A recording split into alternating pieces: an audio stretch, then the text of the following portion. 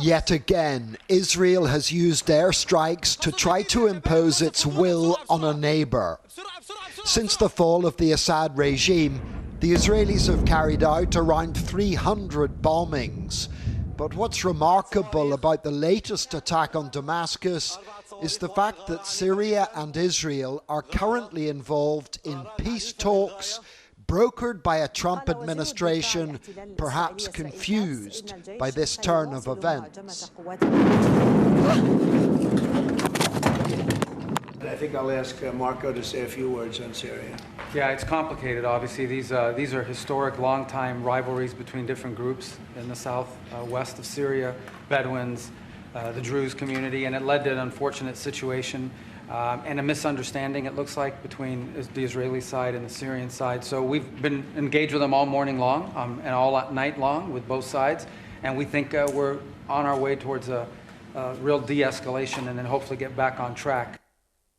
The air raid was the culmination of a sectarian chain reaction.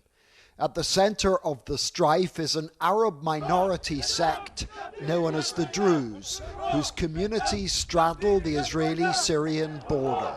Crucially, those living in Israel enjoy government support because they serve in the IDF. In recent days, the Syrian Druze have been fighting Syrian government forces whom they don't trust. We are calling all the world to help us and to call the government, if we can call this a government, to stop those terrorist attacks on our people.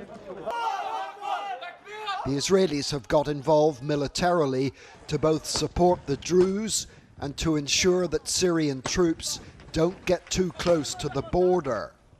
They're not yet sure about the intentions of the new Islamist administration in Damascus.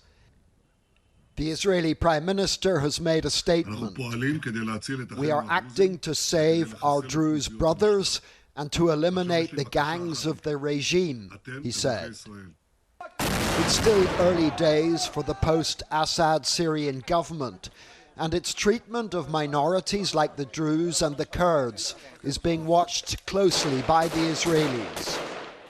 Under the guise of protecting these sects, Israel is using both negotiations and bombs to influence the direction taken by the new Syria. John Irvine, News at 10, Tel Aviv. And Emma is here to talk about all this. Israel once again waging war on another neighbour. What do you think is really going on here? Well, I think what we're seeing is a government in Israel that feels it can act with complete impunity and at will, and it doesn't need to follow the international norms and the new normal kind of rules of the road, as it were. And certainly a government that wants to see weakened neighbours on its border and wants to send a message to the region that basically we can act as we want and we will use our power across any border. So that is very significant, and we have seen it before. We've seen, obviously, when Israel started to strike in Gaza, it was to get rid of Hamas. We've seen it in Lebanon to get rid of Hezbollah. We've seen it in Yemen to get rid of the Houthis. And then we saw the strikes in Iran to try and take out any perception of them having some kind of nuclear device.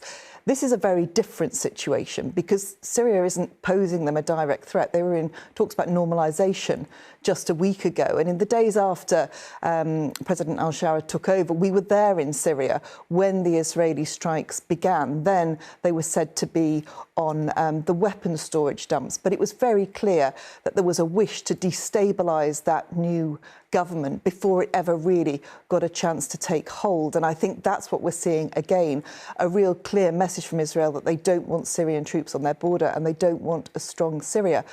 The reality of all this is that although Israel says that it's intervening to protect the Druze, which is actually none of its business, it's potentially made the Druze more vulnerable, it's made the region more unstable, and it's done nothing for the wider and long-term security of Israel itself.